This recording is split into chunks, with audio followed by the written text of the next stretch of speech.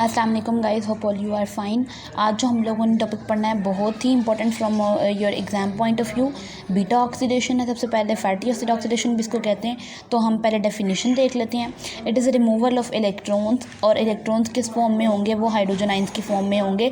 From fatty acids to another substrate, मतलब एक fatty acid से इलेक्ट्रॉन हाइड्रोजन की फॉर्म में रिलीज़ होंगे और दूसरे सबस्ट्रेट को दे दिए जाएंगे। एज़ यू नो ऑक्सीडेशन क्या होता है? ऑक्सीडेशन में तीन चीज़ें हैं, रिमूवल हो जाता है इलेक्ट्रॉन का, हाइड्रोजन का, या एडिशन होता है ऑक्सीजन का। तो इसकी एग्जांपल में देखें क्या होता है कि लेट्स सपोज अगर कुछ कॉलेज ट्रिप पे कुछ लोग गए हैं, ठीक है, 3-4, और उनका फूड ख़त्म हो गया और वो काफ़ी दिनों से हाइकिंग कर रहे थे, तो अब उनके अंदर ग्लूकोज लेवल बॉडी में कम हो चुका है। तो क्या होगा, जो आपकी एनर्जी लेवल है उसको कंपनसेट करने के लिए आपकी बॉडी में पहले से मौजूद स्टोर डाइटरी फ्यूल को, स्टोर डाइटरी फाइबर्स को ब्रेक करके ATP ली जाएगी। और वो किस प्रोसेस के ज़रिए? Beta oxidation. अब ये बॉडी में किन किन प्लेसेस पे होती है? हार्ट में, जो मेजर ऑर्गन इसके हार्ट में होती है, लिवर में होती है, मसल्स में होती है। हार्ट के कहाँ पे होती है? माइटोकॉन्ड्रिया में। लेकिन हार्ट के अंदर क्योंकि कार्डिक मसल्स होते हैं तो कार्डिक मायोसाइट्स में। लिवर के भी माइटोकॉन्ड्रिया में, लेकिन लिवर के सेल्स को हिपैटोसाइट्स कहते हैं, तो माइटोकॉन्ड्रिया हिपैटोसाइट्स। और मसल्स के सेल में जो उनका साइटोप्लाज्म उसको हम सार्कोप्लाज्म कहते हैं, तो माइटोकॉन्ड्रिया और सार्कोप्लाज्म। तो आप नोट करो, होनी माइटोकॉन्ड्रिया में ही है, बस वो सेल्स के नेम उनको डिफरेंट कह दिया हमने। अब जो एक फ़ैट सेल होता है ना, उसका बाकी सारा काफ़ी हद तक काफ़ी पोर्शन जो है ना अंदर का, वो फ़ैट होता है, बस एक साइड पे एक न्यूक्लियस पड़ा होता है। तो अब इस फ़ैट को क्योंकि हमें तोड़ना है और फ़ैट को तोड़ के एनर्जी चाहिए, तो फैटी एसिड्स को ब्रेक डाउन करने के लिए जो हार्मोन है, very important MCQ, fatty acids का ब्रेक डाउन करता है हार्मोन ग्लूकागोन। वो हम देख लेते हैं अभी कि ग्लूकागोन कब रिलीज़ होता है। पहले तो देखो कि जब भी ग्लूकागोन बनेगा तो वह एक्टिवेट कर देगा किसको? हार्मोन सेंसिटिव लाइपेज को। अब लाइपेज के नाम से आपको पता लग रहा है कि ये लिपिड्स को ब्रेक डाउन करने वाला कोई एंजाइम आएगा, ठीक है, जो लिपिड्स को तोड़ेगा, तो हार्मोन सेंसिटिव लाइपेज आएगा। और कब ये, व्हेन डज इट रिलीज़? जब ये कब रिलीज़ होता है? जब बॉडी में ग्लूकोज का लेवल कम है। ग्लूकोज का लेवल बॉडी में कम हुआ क्योंकि मैंने बताया ना काफ़ी दिनों से उन्हें कुछ नहीं खाया, वो हाइकिंग पे हैं, कॉलेज ट्रिप पे हैं, उनका फूड भी ख़त्म हो गया, ग्लूकोज लेवल अब डिक्रीज़ कर गया। और जब ग्लूकोज लेवल कम हुआ तो पेंक्रियाज के अल्फ़ा सेल्स, दो सेल्स होते हैं ना, अल्फ़ा बीटा, तो अल्फ़ा सेल्स ने ग्लूकोन रिलीज़ किया। उस ग्लूकोन ने जाके उस हार्मोन सेंसिटिव लाइपेज एंजाइम को एक्टिवेट किया, और उसने क्या किया, वो अब टैग्स को, जो आपकी बॉडी में स्टोरेज फॉर्म ऑफ लिपिड्स होती है, टैग्स ट्राइसाइल ग्लिसराइड्स, उनको तोड़ देता है into the glycerol and the fatty acids, ठीक है। तो अब आपको समझ आ गई कि ये कब रिलीज़ होगा, व्हेन डज इट रिलीज़? जब ग्लूकोज लेवल बॉडी में कम होगा। और अगर ग्लूकोज लेवल बॉडी में ज़्यादा तो क्या होगा कि इंक्रीज़ लेवल है तो पेंक्रियाज के जो बीटा सेल्स हैं वो आपका इंसुलिन रिलीज़ करेंगे, ठीक है। अब आपको पता है कि ब्लड जो है वो ब्लड एक पोलर कंपाउंड है, और फैटी एसिड्स क्योंकि नॉन पोलर होते हैं, या आप इनको एक और इनके लिए टर्म यूज़ करते हैं, दे आर हाइड्रोफोबिक, यानी वाटर इनसॉल्युबल हैं। ये इस तरह तो ये ब्लड में कैसे ट्रैवल करेंगे? हमने तो इन्हें ब्लड में भेजना, तो पोलर नॉन पोलर का कैसे, हम इनको एक साथ तो नहीं कर सकते। तो हम इसके लिए एक प्रोटीन यूज़ करते हैं, एल्बुमिन, जो कि एक कैरियर प्रोटीन है। तो एल्बुमिन एक कैरियर प्रोटीन के तौर पर काम करती है, वो पकड़ती है लिपिड्स को अपने साथ अटैच करके, तो फिर लिवर में ले आती है। अब क्या होता है, ये अभी लिवर में आए हैं, ठीक है। अब लिवर के माइटोकॉन्ड्रिया में अभी ये एंटर नहीं हुए, तो क्या होता है कि वो जो फैटी एसिड्स होते हैं ना, वो उनको ना, वो मेम्ब्रेन जो माइटोकॉन्ड्रिया होता है वो कहता है मेरी कंडीशन है, मेरी ये कंडीशन है कि अपना, इसके लिए एक रूल याद रखना है आपने, ये अटैच योर सेल्फ।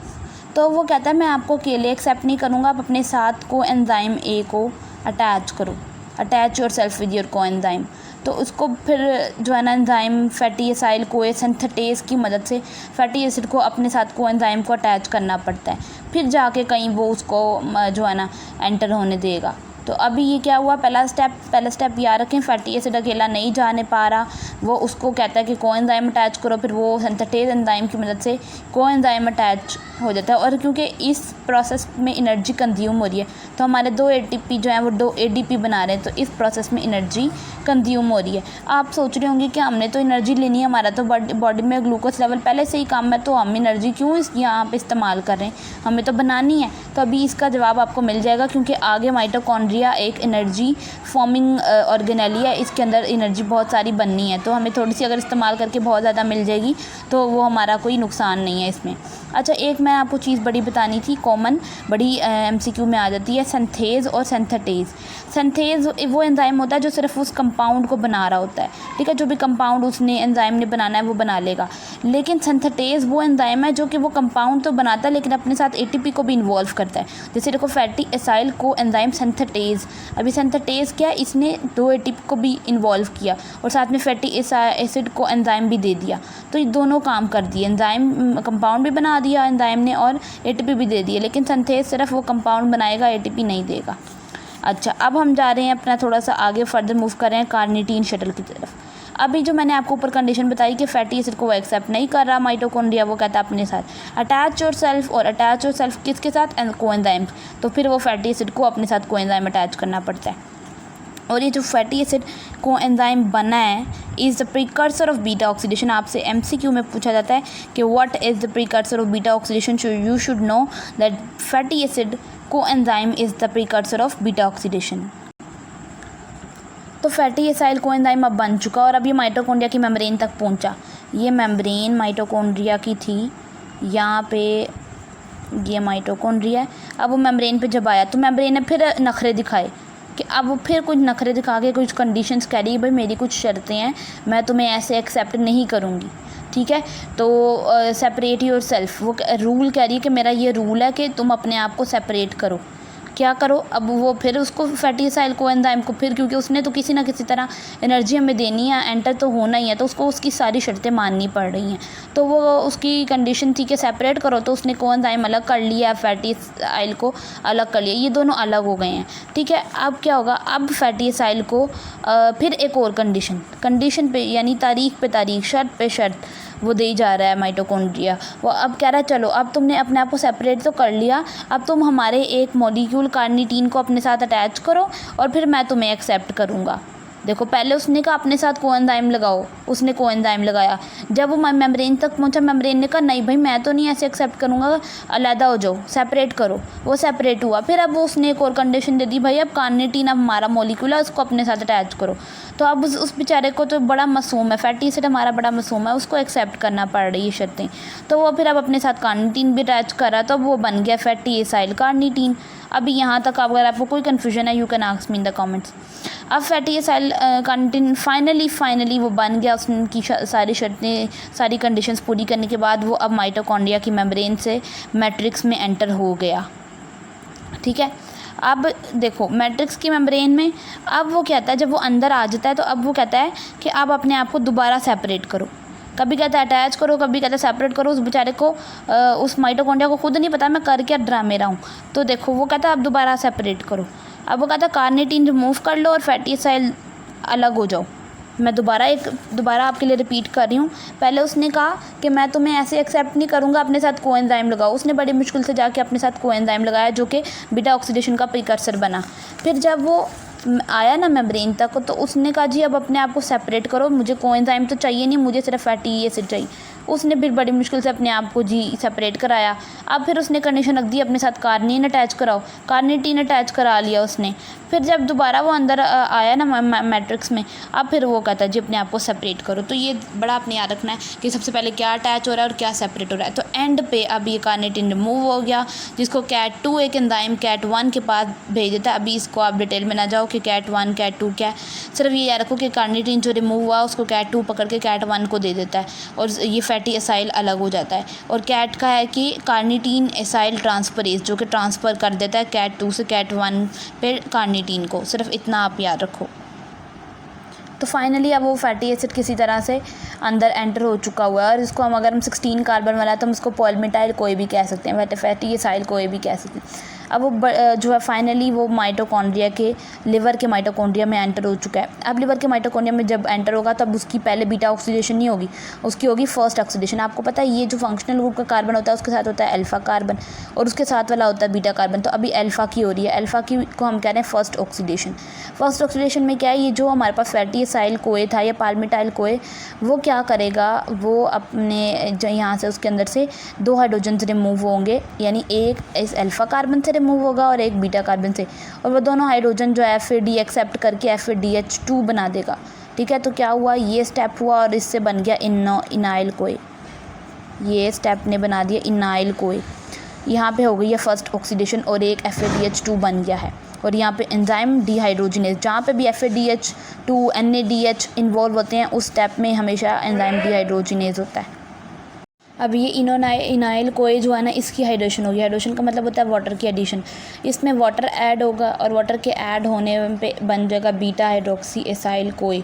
और इसके लिए जो एंजाइम है हाइड्राटेज यूज़ हो रहा है, क्योंकि यहाँ हाइड्रेशन हो रही है तो एंजाइम हाइड्राटेज यूज़ हो रहा है। और प्रोडक्ट क्या बन रही है, बीटा हाइड्रोक्सी एसाइल कोए। इस बीटा हाइड्रोक्सी केटाइल की अब आके बीटा ऑक्सीडेशन होगी। ठीक है, बीटा ऑक्सीडेशन का मतलब क्या है कि यहाँ पे हाइड्रोजन निकलेगा एक बीटा कार्बन से। आपको पता है ऑक्सीडेशन रिमूवल ऑफ हाइड्रोजन होता है। बीटा कार्बन से एक हाइड्रोजन निकला, NAD के पास आया और एक NADH बन गया। तो ये स्टेप था बीटा ऑक्सीडेशन का। और एंजाइम यहाँ डिहाइड्रोजिनेज, जब भी NADH या FADH2 इन्वॉल्व होते हैं स्टेप में, उसको कहते हैं डिहाइड्रोजिनेज एंजाइम।